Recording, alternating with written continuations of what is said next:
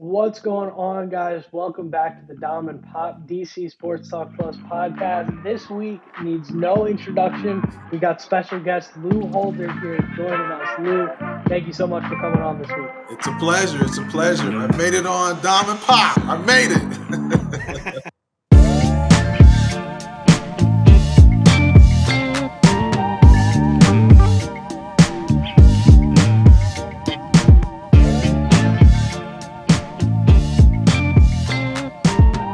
Yes, sir. Yes, sir. Thank you for having us. We feel like we made it having you. It's great. It's great to have you here. Super cool connection. I don't know, Pop, if you want to talk a little bit about how you made this all happen. I kind of was just sitting back and watching you work. So go ahead, Yeah. let the people know. So yeah, Lou and I have a connection through Bishop McNamara in Forestville, Maryland. I graduated from there a few years ago, and I know that I think Lou, you've got two kids that have gone through school there, and you've been doing Yes. some teaching there. And we met up at the annual alumni golf tournament, and Lou was gracious enough to offer to come on, and it was great. Yeah, it's great. Yeah, it's really, really cool. I remember Pop was texting me while it was going on. And he said, "You won't believe who I'm hanging out with.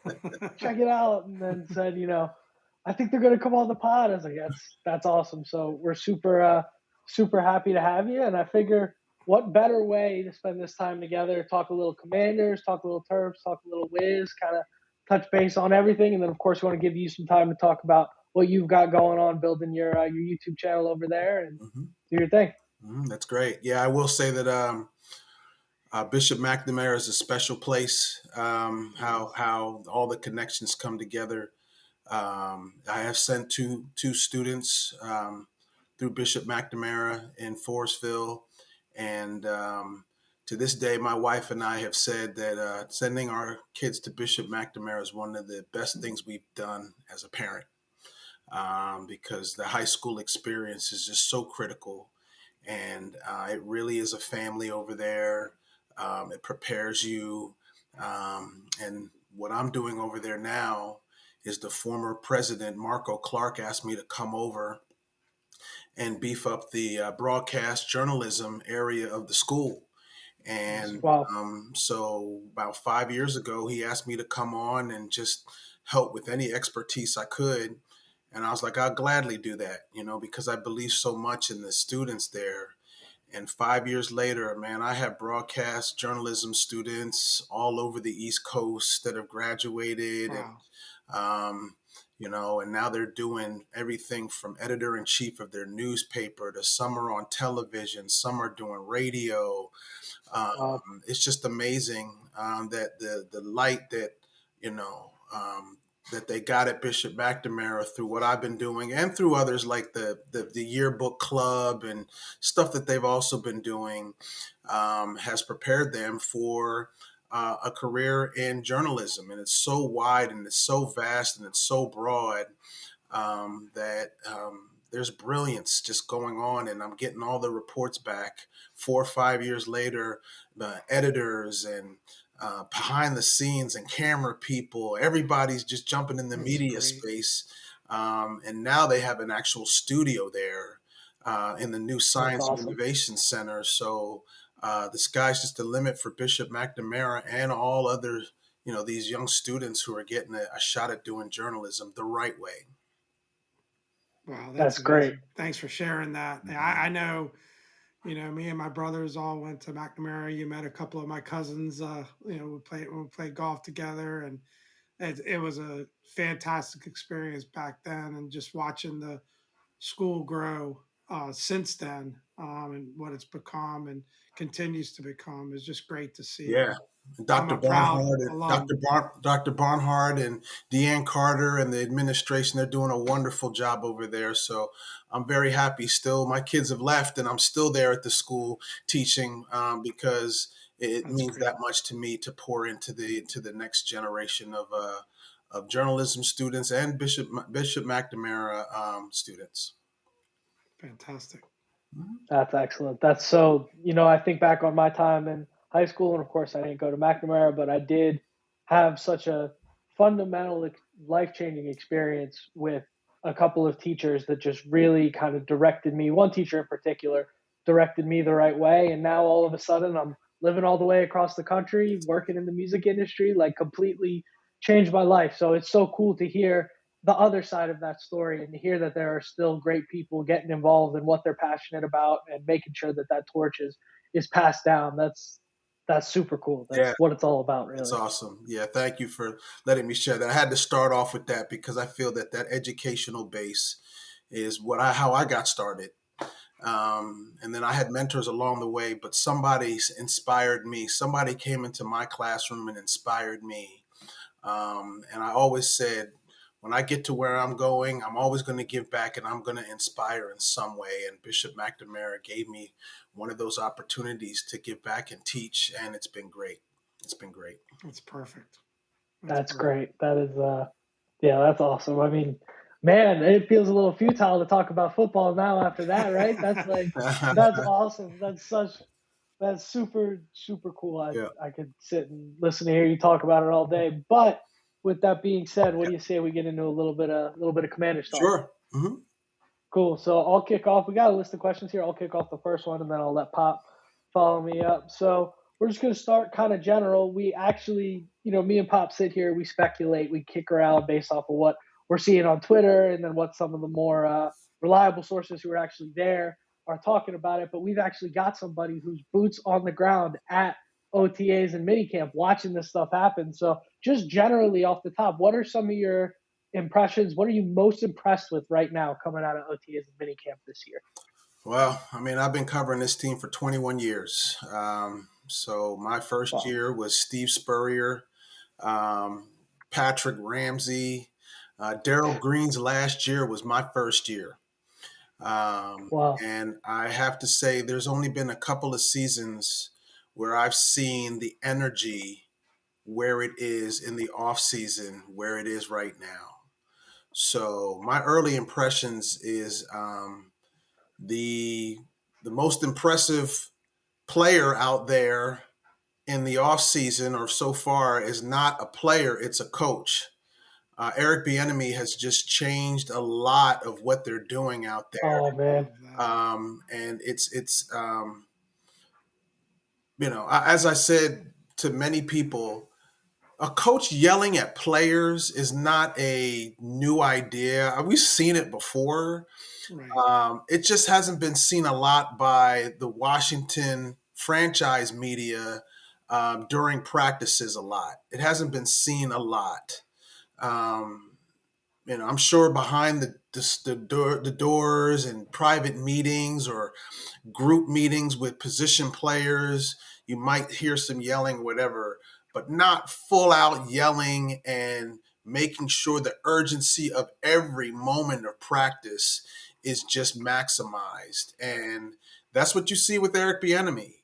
And no Wow. one is exempt from getting yelled at, from the rookie to all the way up to Terry McLaurin and Jahan Dotson, and the offensive line. If you are not rising to this man's level, then you are, with expletives maybe behind it, getting off the field. Wow. um, That's great. because that's just the way. And then once you look at the championship rings he has on his finger, how are you going to argue with that? Right. Right? Yeah. You can go back and forth, guys, on who actually called plays and was it Andy Reid more than Eric Bieniemy. I don't care. No one in Washington Right. should really care if it was Andy Reid calling most of the plays or Eric Bieniemy. The man has been around greatness, right? It's Yeah. oozing out of him and it's going to trickle down to whoever he's going to be coaching. He's not just the offensive coordinator, he's the assistant head coach as well. That's right. So Yeah. the energy and the urgency out there in the off season makes it that he is the person who is having the biggest impact so far. And I think that that is what I've seen.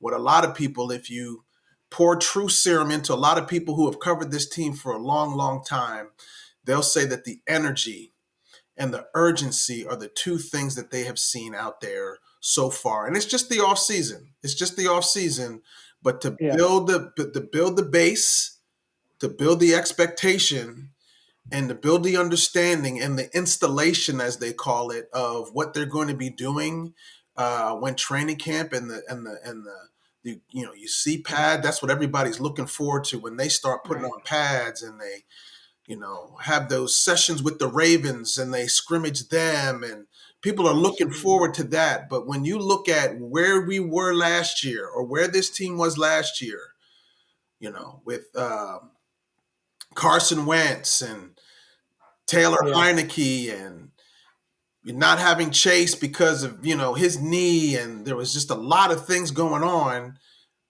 You could say now that some of those things have now been answered. And at the Yeah. top, I told everybody that the first pick that the Washington Commanders had in the draft was not Emmanuel Forbes.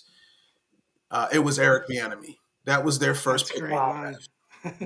That was their That's that awesome. was their first pick in the draft, and everything else is gone from there. And I just, when you see competent leadership and you see people who know what they're doing, it just gives you a level of excitement um, that can't be overlooked. That can't be overlooked. When you talk about changing a culture, Eric Bieniemy coming from Kansas City to this organization, that was a culture change. And That's Dominic and I what we have like talked to hear. about it. Like we just, from everything we've seen and seen him, even how he's talked to the press and seen the clips out of practice, and you've been able to see it live. It just, for the world of us, we don't understand how he's not already a head coach. And I just don't think there's any way we can let him leave the building if we have a successful year in next year. It's going to get interesting. But you brought up quarterback, so it's the other key area of change when you look at Sam Howell and you look at Jacoby Brissett. What's your early impressions of how that position is shaping up compared to what we had last year? Well, honestly, it's just refreshing to see the quarterback room and balls aren't flying over people's heads, and I mean Right. Oh man, they're it's being music to my ears. yeah, they're being zipped in there. Carson Wentz, he had some issues, and Taylor Heineke was limited, and so I do feel that if Taylor Heineke probably had this offensive coordinator, things might have been a little different, but you just never know. You just never know. But what I have seen, Sam Howell deserves a shot. He does deserve a shot, but even Coach Rivera said he'll be QB1 until he's not QB1. So Right. that's not saying that Sam Howell is just going to be given the job and there's not going to be any competition. Jacoby Brissett is going to be challenging him, and that's good. That's a good thing. That's a That's good really thing. good. Yeah. Yeah. He was playing. Jacoby Brissett was playing better in Cleveland last year when Deshaun Watson came back. That's right. And it can't be understated that Eric Bieniemy wanted Jacoby Brissett here. Right. That's all you need to know. If Eric I didn't know that. if Eric Bieniemy wanted him here, right? He's had to sign it. He had to sign off on whatever was going on. There's no way that he was going to come in or at least um, accept the job without having some type of input on who the quarterback was going to be. Of course, yeah. Now, obviously, they had to say that Sam Howell was going to be QB1. He was the only one left on the roster, That's guys. right. Heineke was Yeah. gone. Wentz was gone. I mean, he was the only one left. But what you Yeah. saw, what I saw in preseason last year, that didn't get its chance to manifest itself until the Dallas game at the end of the year, was this moment's not too big for Sam Howell. He can play the position. He can play the position, and but I do feel that Eric Bieniemy is going to have a short leash on whoever's going to be quarterback. And I just feel that Yeah, there's going I to be a agree. competition. And when we get the pads on and when we see stuff coming at both of those quarterbacks, uh, we'll see. We'll see. It's too early to Right. tell right now, but the early indications is they both can play the quarterback position. So can Fromm. Fromm is in there too. I mean, all of them can throw the ball, but who is going to be able to adapt to Eric Bieniemy's system the quickest and the most efficiently? that's the person who's going to get on the field and play for the Washington Commanders. Yeah, this time of Awesome. year, a lot of times all we have to work off is vibes, right? Especially as like Dominic and I we're fans, right? So we're kind of just seeing it through the media and seeing it through those eyes. And with Wentz, it was almost like there was hope that he could get to that point, but you could see the concern being raised the whole offseason, where the vibe with Howe and Brissett is that they're the real deal, that they're executing and playing well, and there seems to be real hope there that could work out. Yeah, yeah. I mean, I that would be the key word, hope. I Right. think there was a lot of not pessimism, but there was a lot of just questions about Yeah. Carson Wentz. Not his fault. I mean, but it was like you were thinking that the organization was going to swing and be able to hit on a higher level than somebody who Indianapolis wanted to give up on so quickly. Yeah. Yeah. But you don't have that this offseason. Nobody was giving up on Sam Howell. They actually feel, the players and the coaches feel that, wow, he's catching on. He can play the position. And Jacoby Brissett, he has played the position. So one can play the position, the other has played the position. So with that, Yeah. that goes right to your vibes, Pop. It goes right to Right. your vibes, that the vibes that you're getting from everybody is that they believe in both of them. Now, again, it's Sam's, because Sam was here. It's Sam's going to get the reps at the beginning until at such time as they feel that Bissett is going past him. But right now, they're like neck and neck. Neck and neck. Yeah. And there's nothing Yeah. wrong with that. Okay. There's nothing wrong with that. It's not the media or anybody saying you're just creating a quarterback controversy. No. Well, first of all, that's all I've ever known here is a quarterback controversy. Yeah. For sure. So it's nothing new to the people in Washington, but it's not a controversy. It's a competition. A Right. controversy is that there's one person that is so far ahead of somebody, and you got this other person who had just a short period of time, and that is the controversy. Are you going to do this? There's no controversy. It's a competition. And if Jacoby Brissett ends up winning, there's not going to be people mad at the competition. It's just whoever won out. Neither one of these quarterbacks is like that far ahead of the other one that you could even have a controversy type of narrative. It's a competition. And honestly, to be quite honest, guys, there's going to be competition all over that field. It just happens that quarterback is the most profound. But I'm telling you, there's going to be some veterans that are on there that are going to be looking at some of these rookies and saying, whoa, there's going to be a competition. And that's good. That's good. That's That is good. That's great. It's good. And you're going to have some people that's going to be left off of this 53-man roster that you would be surprised that, wow, they didn't make it, but there's too many others, so not everybody's going to be able to make it. And that's something good here in Washington, that you can have people that the competition is so great that you don't have room for really, really good people, and you might have to let them go. Got it. So I have a question to build off of that. You'd mentioned quarterback, not the only position we might see some controversy at. I understand, it's early, it's off season, it's OTAs. Maybe you don't want to name names, but are there some other position groups maybe, or, names if you're comfortable with it? Are there other position groups that fans might go, wait a second, who's getting the first team reps when training camp comes around? Are there some other interesting controversies that we should be aware of? Yeah, I wouldn't call it, again, it's too early again, but I just of course. I just feel that, the vibes that I'm getting, obviously you're the linebacker core, and Jamin Davis has got to make that leap in his third year. He's got to make that leap. Jack Del Rio said it. We've seen it. I mean, they have kind of moved away from relying a lot on the linebacker like they did when London Fletcher was here, and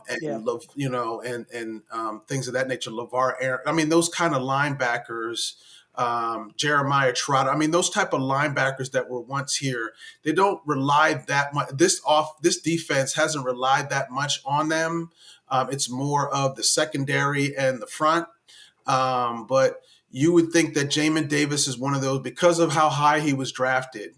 And it's going into his third year now. That's one person that the defense is going to be looking at to step up. So I wouldn't say there's controversy. I would say there's a pressure or a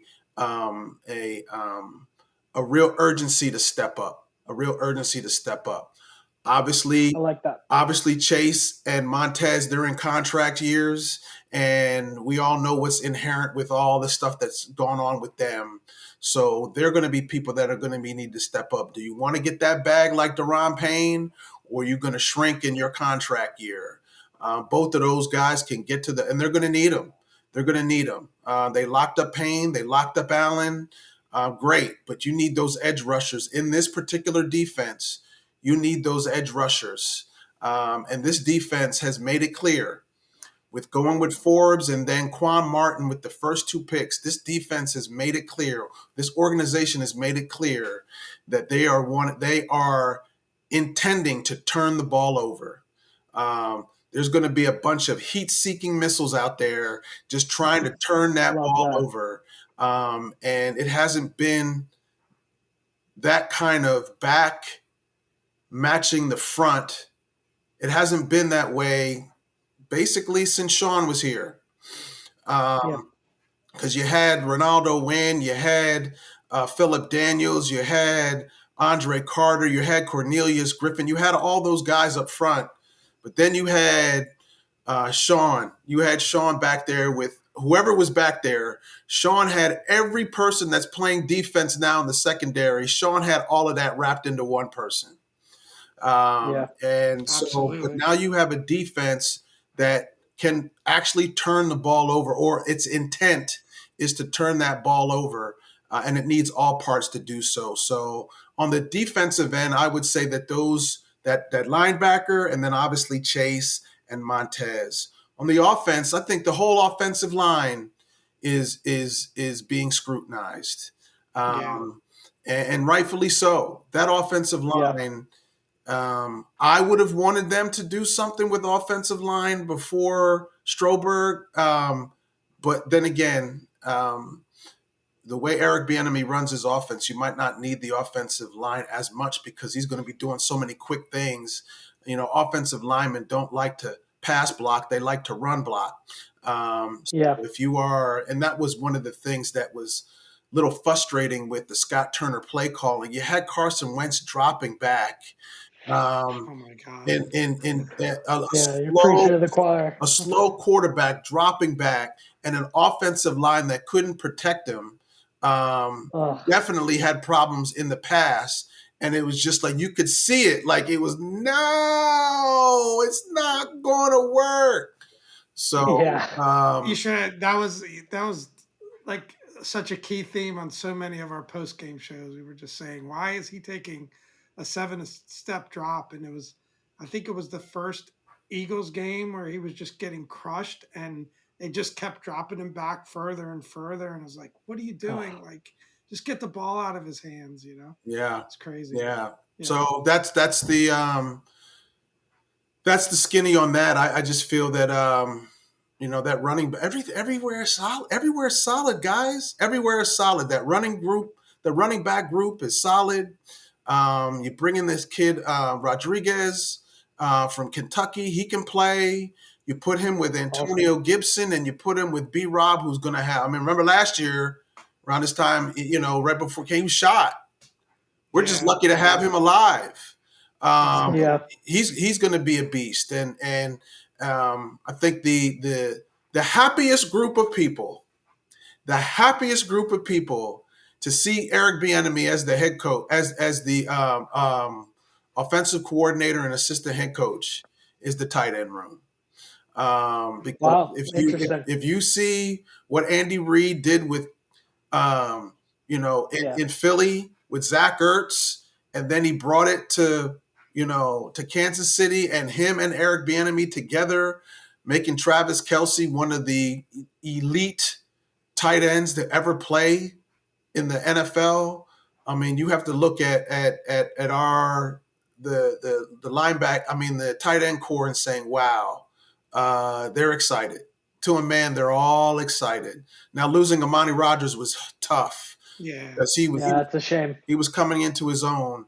But yeah, you're excited for them. You're excited for that tight end group because they will be used, and they'll be used a lot.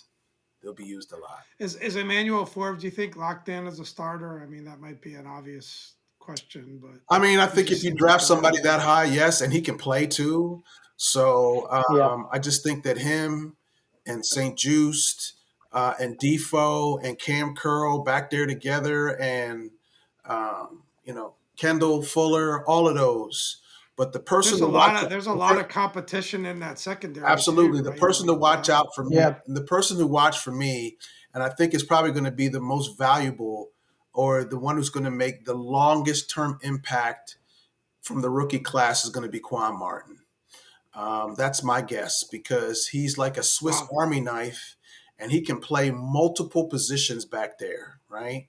And you all know what happens come week 7, 8, 9, 10. Somebody gets hurt. Yeah. Somebody gets hurt. He can play the nickel. He can play cover. He can do it all. He can do it all. And you need someone like that. You need someone like that. Emmanuel Forbes is as advertised. I mean, when you can do it night in and night out in the SEC, you come highly touted, and he's up against the best. You know, when you talk about iron sharpening iron, imagine going against Terry McLaurin and Jahan Dotson every day in practice. That's going to be nothing Yep. but get you better, right? But watch out for Quan Martin. There's just something that just tells me that maybe not at the beginning of the year, but as you get down into the middle and the end of the year, and it gets cold in the NFC East, and you have a person who needs to step in to do something. Watch for Quan Martin to make a very, very big impact late into the year Love hearing that. with all the skill sets that he has. Love hearing that. That would be great. So then, kind of bouncing off that just real quick, do you have again, we know it's all early, but that slot cornerback is kind of a question mark right now. I know they'd said they were going to move Fuller back outside, and then St. Juice really seemed to come to his own when he went outside last year. So do we know who's going to maybe take that slot role? Is that maybe Quan? It could be. It could be. I just think that is one of those things that when we watch practice, Hasn't fallen into place. yeah, when we watch practice, there's certain things that we can only speculate at this point. Of course, yeah. But when talking to Quan, he, one of the questions came out, do you have a kind of idea where they're going to use you? And he smiled, kind of knew that, we were what the media core was going after. And he goes, I'll play any position they want me to play. Nice. There you go. So I just feel that turnovers are going to be a premium, and whatever combination will get them to turn that ball over, that's what they're going to use. So I love that. I think that to me is going to be the most exciting group to watch for me. Right. I know For sure. Allen and Payne and Sweat and Young, they're going to do their thing. But the injuries to St. Juice and to Cam at the end of the year, and to see Defoe come into his own, all of those healthy together, along with Forbes and Martin, man, it's going to be fun. It's going to be a lot of fun. And those guys, they are, as advertised, when I interview them in the locker room and stuff like that, they truly do like each other, and they truly are maturing and getting better every year together as a unit. And to have them all together, it's just going to be fun to watch. Now they're going to be tested. Oh yeah, they're going to be tested. But it's just that's the group for me. Just because of what I've watched, that's the group to me that I'm looking forward to seeing the most growth because they've had more time together. Awesome. Yeah. And obviously, with new ownership coming in, it's going to be interesting to see what they bring to the table here these next few weeks as that becomes real. Any other thoughts, Commanders wise, before we I move mean, on? I guess it's that ownership thing. Yeah, I think that is going to be the talk. I just feel Yeah, that this guys, the stadium is still the same. Um, yeah, the experience, um, about going out to FedEx and what have you, and what's going on in the at the end of the year, you heard these complaints throughout the league or whatever that right, the facilities or even out at the park or this or whatever. I just feel that it could be the exact same, but to know that you're not giving your money to Dan Snyder makes right, everything different for people. So I think what's going to yeah, happen is everything could, they know it's going to take a while when, the new ownership comes in. Um, but I just feel that the vibe, whether you want to call it a black cloud, whether you can hear them, these players do not want to talk their whole entire career, half about the game and half about ownership and who's yeah, going to yeah, be owning the team, because John Allen said it best. He's like, "Yo, it doesn't matter who signs my paycheck, right? I have to go out there and beat double teams." So they really, really don't have anything to say, but we have to ask the questions because we want to hear reaction. So they're so sure, excited, the players are, to not have to talk about this anymore and to actually maybe talk more about football than ownership talk. It's just going to, we all know that these guys are physical men. They're huge, they're quick, they're whatever, but there's still a mental psyche to every human that, of the course, emotional of course. being drained about asking about questions that you can't really answer, it just gets frustrating. It just gets frustrating. So I think that vibe is going to be different. Nothing yeah, major is going to be changed in year one with the ownership group as they kind of figure out Of what they're course. trying to do. But just the fact that you're not giving your money or your energy towards Dan Snyder, I think a lot of people are just excited about. New team, new quarterback, new offensive coordinator, new weapons. It just feels new. Even in all of the old stuff, guys, it still feels a little new. If Yeah, yeah. that I mean, makes I sense. said like we talked a little bit about like what we wanted out of new ownership, and I think the two things that come to mind in the moment is like one, the last few weeks since the ownership thing got announced, just in the sense of normalcy and calm. We've been talking football. We haven't been hearing about all the off the field controversy and that just kind of already started to fade into the background even. And secondly, so I think that to me, like this, that return to normalcy, that engaging, having owners that engage with the press, with yourself and the rest of the press team, and just bring it back to normal, just operate as a normal organization. And hopefully, with Magic coming in and some of the other people associated with this thing, it's super exciting. Joe Gibbs has got an association with Josh Harris now. I just think there's great potential there. A lot of reason to be optimistic. And Yeah, you're right, changing the stadium and the fan experience and all that other stuff's going to take time. yeah, So yeah, yeah, definitely. I think, like you said, it all, even though maybe it's old stuff, it all feels new. And I just keep thinking back on, I was talking with Pop when the Snyder stuff first started bubbling up. Um, I said to him, I said, hey, maybe this time next year we could have, it's possible, we could have a new quarterback, a new coach, and a new owner. Would you believe that? And he said to me, he goes, that's nuts. That would be so crazy. That would just be such a breath of fresh air and a new change. And really, Ron Rivera, of course, still head coach, but as he said, he's kind of moved into more of a management role. We have the new coach, like you said, the most improved, the most important player so far has been Eric Bieniemy, the coach. New coach. We have a new quarterback in Sam Howell. I guess he was on the roster last year, but new there and new in Jacoby Brissett potentially as well, and new ownership group with Josh Harris, Mitchell Rails, Magic Johnson. I personally think it's a pretty great time to be a Commanders fan right now. In my, 26 years of bleeding burgundy and gold, I am by far the most excited I've ever been about this team Yeah. going into this year. Yeah. So I'm super, super pumped So on that. But go ahead, Pop. Sorry. I was going to say I want to be respectful of Lou's time, and I Definitely. do want to hear a little bit about what you were up to today out at College Park, and also make sure to give you a chance to promote your activities both on YouTube Well, and sure. otherwise. Yeah. So today, I was blessed to be invited to go out to College Park to witness the groundbreaking of the new basketball performance center that's going to be on the campus, on the College Park campus. So they have the Xfinity Center, which is a great venue. There's not a lot Yeah. of schools that have that type of venue on campus. But they didn't have a practice facility or a performance facility to go along with it.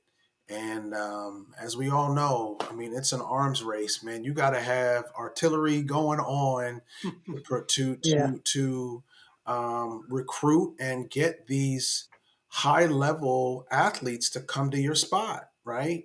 And for a program like Maryland to not have a facility like that, which is 24/7, just catering to the basketball of the school, it was a detriment to getting some of these, both men and women, to getting some of these high level recruits to either stay at home, because as producer Jimmy Jenkins did say in that movie, in that series, it's in the water.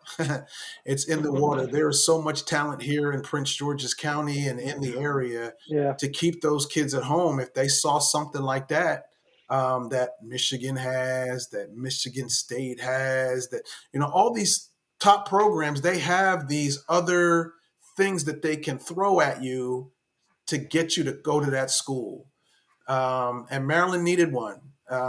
So definitely it was great being there to see Gary Williams and to see the new coaches. Kevin Willard is doing a great job in just his first year of Yeah. changing culture. There's another Love person him. that's changing Love him. culture.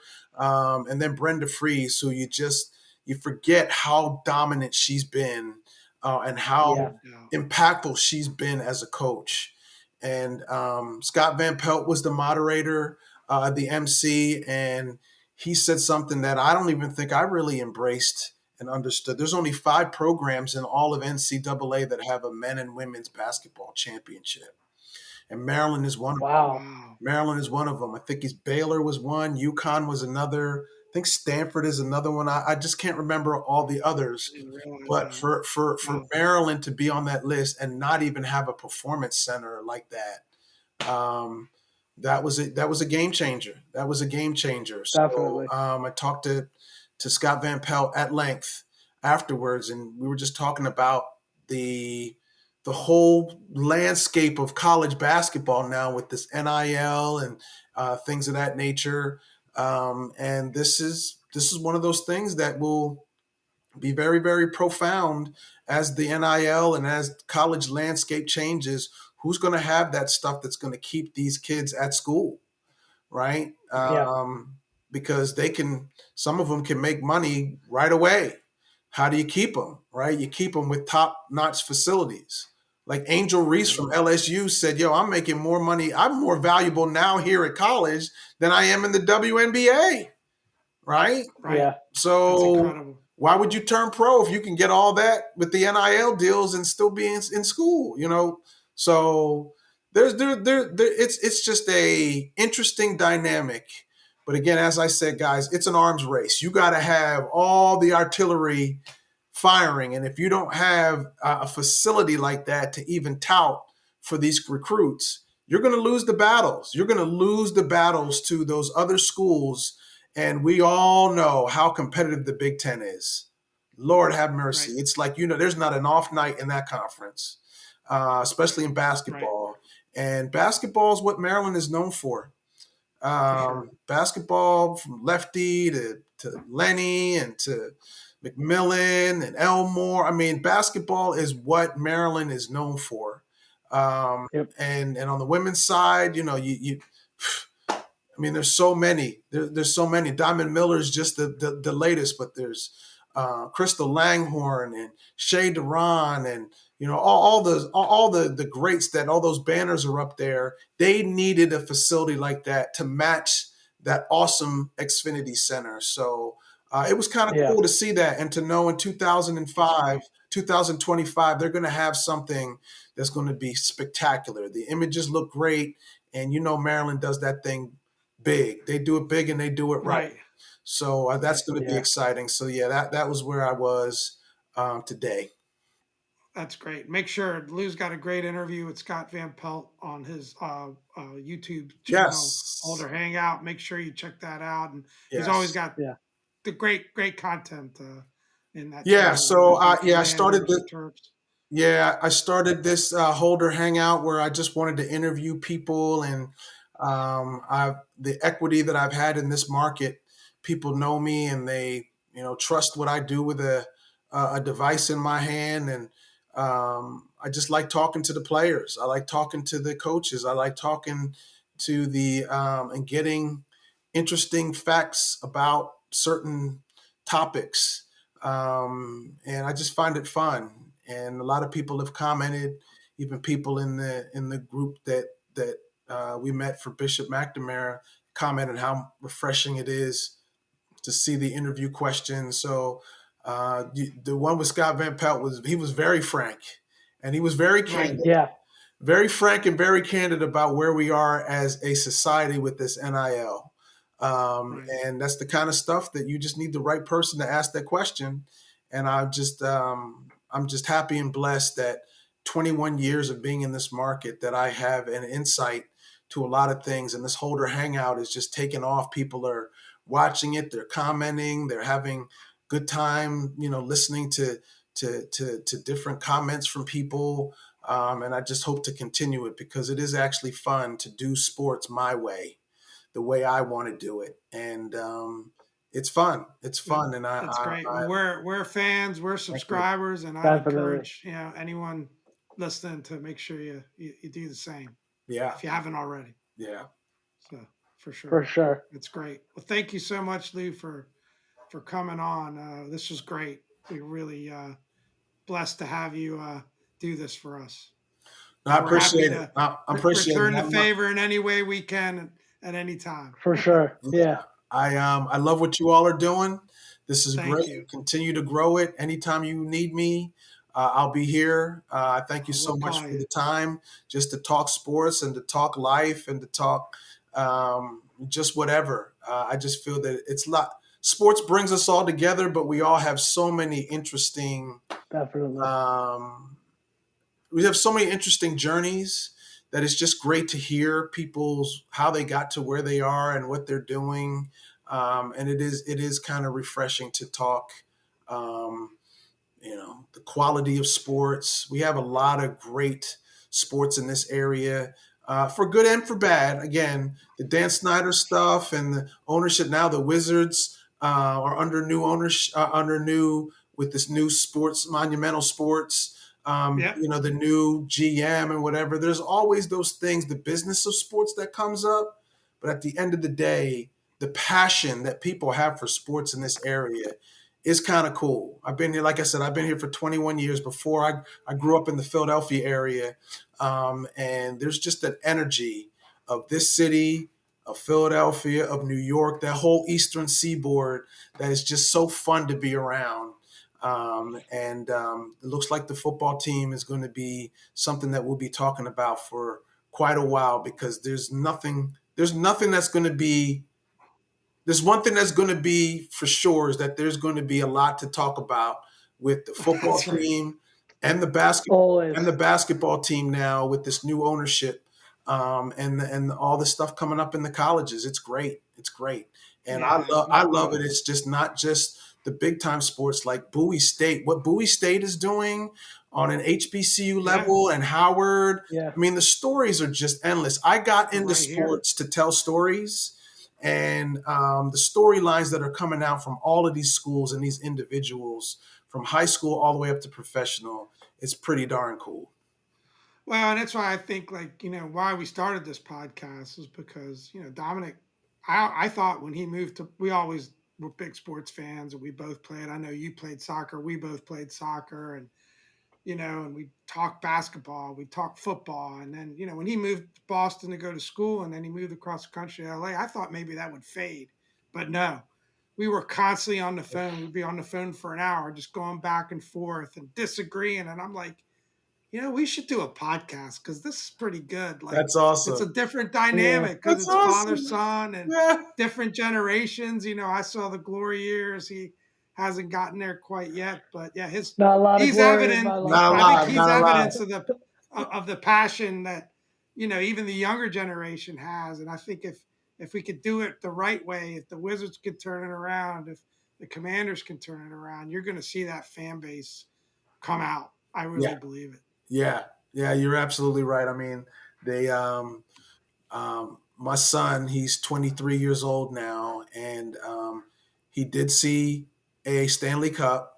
He did That's see right. Yep. a World Series, but there's just something about the football team in this area that, he they all want to experience that. They don't care what name you call them. They just That's want right. to. Us neither. They don't care, right? I Yeah. polled my son. I said, and my daughter. I was like, "Do you care about the names?" He said, no, it Right. doesn't really matter at this Yeah. point. The No. Redskins was for us. Um, this whole Commanders, Major Tutty, all this other stuff that's going on now that's for Dom's generation, That's right. Yeah. But the Joe Jackson Gibbs and the Bethard and the Jack Kane Cook, that's something that no one could ever take away because we No experienced it. doubt. We No doubt. experienced it. And to have this generation experience one world championship as Super Bowl to match the three that I've seen and we have seen actually with our own eyes. That is the goal, because Absolutely. we've seen it with everything and the basketball too. I mean, next to It's been a football, crazy week. next to football, basketball is the most is the most passionate in this area, and Yeah. that's without question. If the Wizards could ever win a championship, the euphoria that would happen in this No area doubt. Yeah. would rival. I mean, it would be insane No because doubt. the basketball from John Thompson to Morgan Wooten to just all the basketball that has been developed in this area and the names.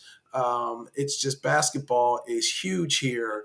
And to have the basketball team and that football team win championships to go along with the recent Stanley Cup it would be really nice. It would be really nice. So, Absolutely. Definitely. Absolutely.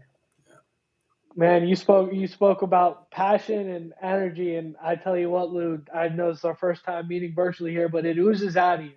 I can tell you absolutely love this. So I think we're gonna wrap it up for the night. But why don't you go ahead, plug your social media handles for the people, tell everybody what you've been up to real quick. I know you got Holder Hangout going on and the yeah. YouTube channel, but anything else you got going that you want to promote, here's your floor. Now's Yeah. the time. No, I appreciate it. Yeah, the Holder Hangout. Obviously, I'm on Twitter. Holder Sports is my Twitter handle.